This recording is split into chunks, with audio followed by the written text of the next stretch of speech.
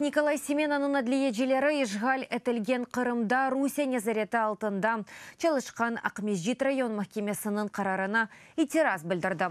Мазнунын имаежесі Александр Попковның айтқаны кебі шекеет аризасы қысқадыр. Чүнке махкеме топлашывыларының протоколларына огреніп оламадылар. Огренселер шекеет аризасыны там метні азырларлар. Тахменлерге бинаен бақуы бір айдан сон башланыр.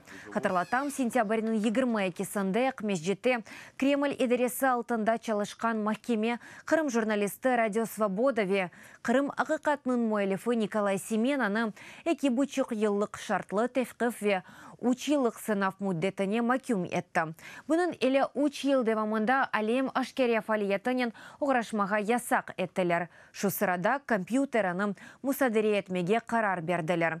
Семенаны Русия топрақ бүтінлігінің бозылуына чағыруларында қабатлайлар.